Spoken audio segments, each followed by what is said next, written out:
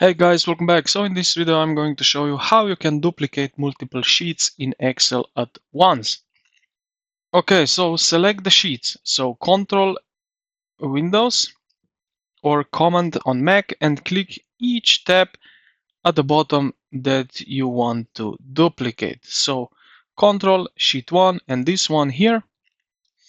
If the sheets are all next to each other, click the first one, hold Shift and click the last one. Now open the Move Copy menu, so right-click on any of the highlighted tabs, select Move or Copy, and now in the window that pops up, check the box at the bottom that says Create a Copy. Under Before Sheets sheet, choose where you want the new copies to land or select Move to End.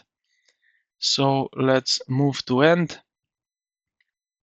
and click OK.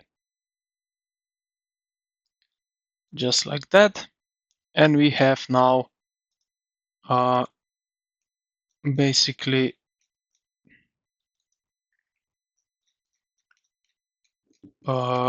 created a copy.